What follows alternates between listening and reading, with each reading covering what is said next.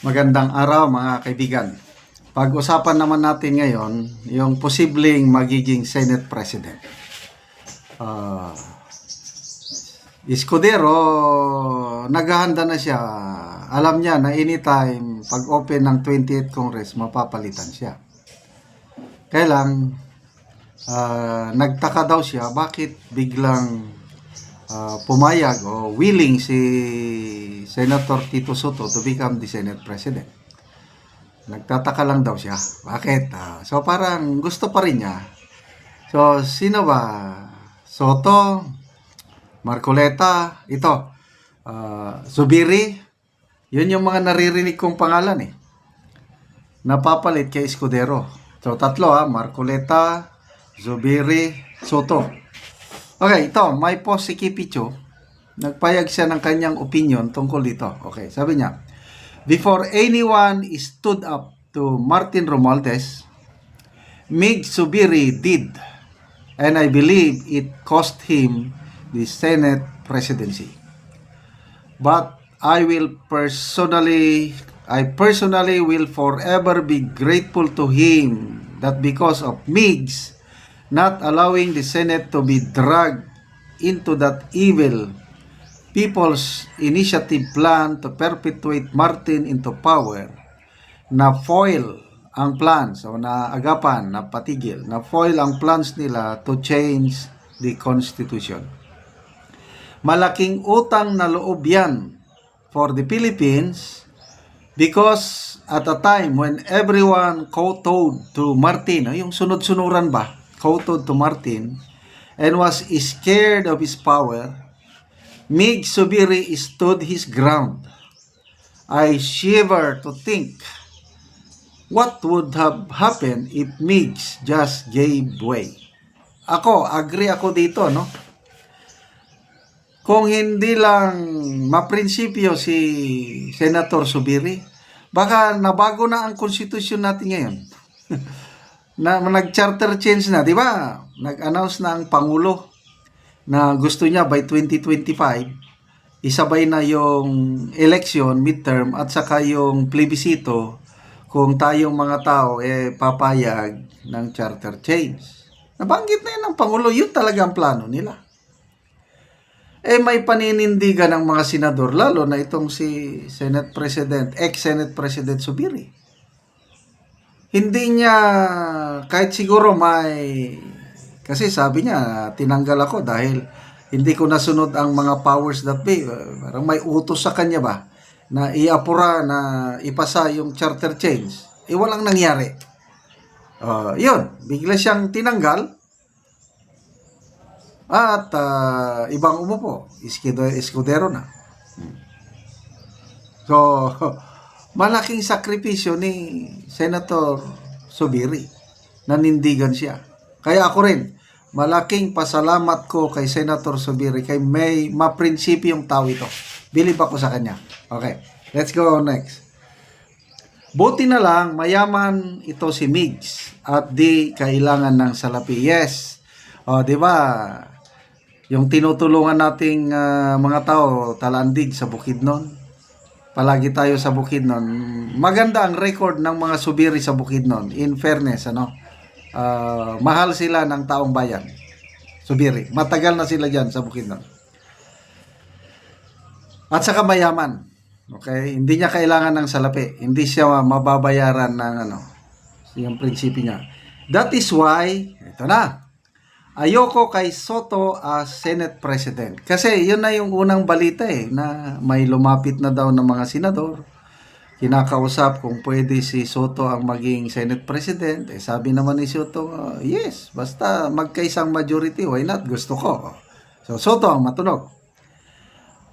Ayoko kay Soto as Senate President. I don't feel he has the spine, and after all, he is alyansa. Mas may spine pa si Chis Escudero. Wala daw buto, walang tigas si Senator Soto. Mas gusto pa ni Criset, may mas paninindigan pa si Escudero kumpara kay Soto. Alyansa siya So ayaw niya. Tapos, Senator Mig Zubiri, I hope you know we appreciate your courage. And even if you paid a heavy price personally, know that political careers are judged over the course of a lifetime. Yours will be admired. Oh.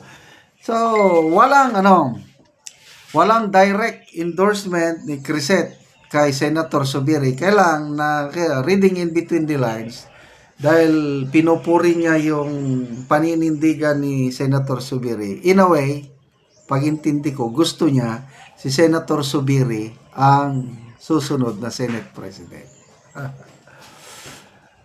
So, bahala na ang mga senador kung sino.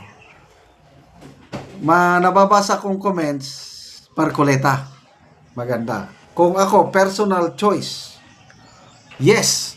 Kung makaya nila napalitan ang Senate President, magkaroon ng numbers, 13 senators ang kailangan para palitan si Escudero. At magkaisa ang majority na si Marcoleta ang iupo, why not?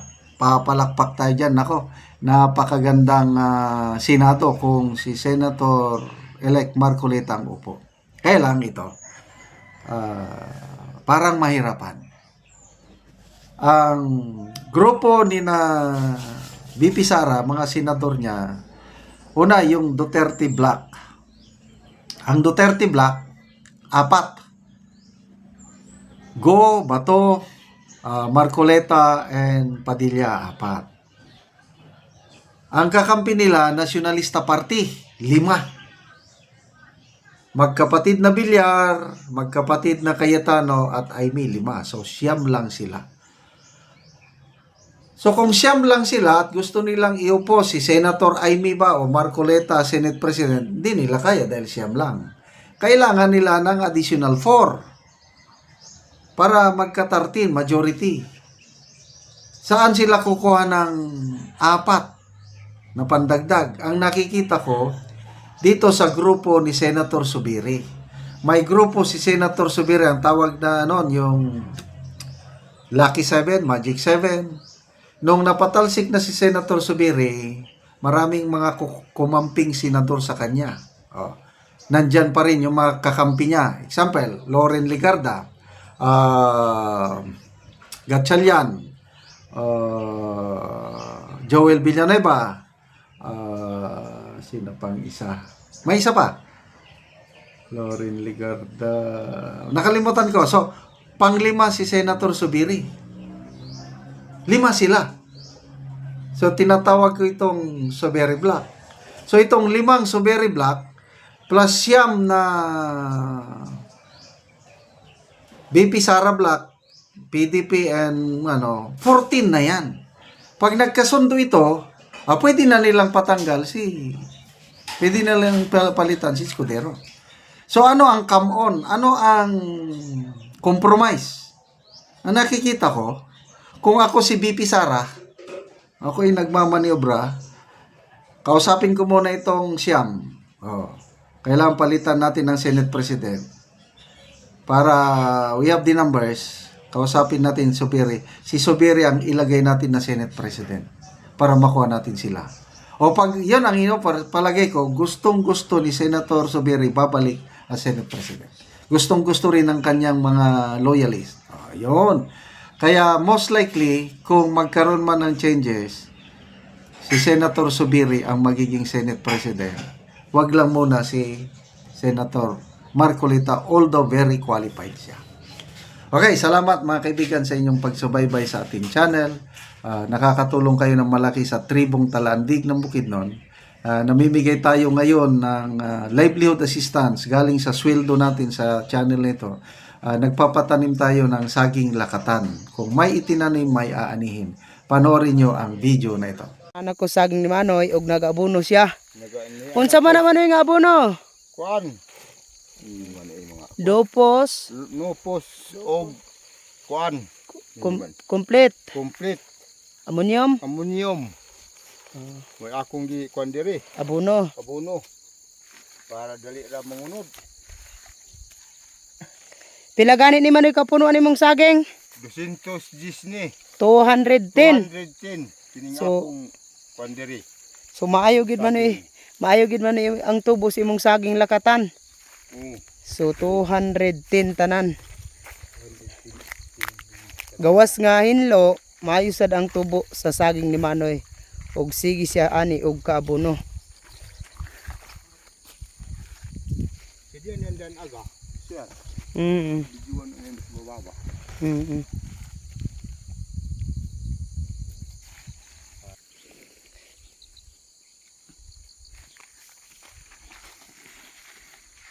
Og karon Manoy, manang unsa inyong maistorya bahin sa padayon sa pagpananom og sa pagsuporta sa abono? Maayog gyud nga kuan gihatagan mi sa magpadayon ang suporta sa naghatag aning mga saging ug abono. Mm. So, Aron salamat kimi. mo lambo pag-ayo ang among tanom Mm. sa maaning Saging. saging. Lagi. Aron dali ra ta maka-harvest. Mm. Mahawas ta og kalisod kita mga kapos. Labi na og na ako'y mga estudyante na magpasalamat ko kung mangundod na kining among saging na anak ko ika-suporta sa akong mga eskwela. Oo. Kung di mi way among suporta nga saging, kining akong bana di na magwanta pagtrabaho kay Ginoo. Oo, salamat kay Manang. Umuuna ni ang makita saging ni Manoy sa iyang area sa Mount Kitang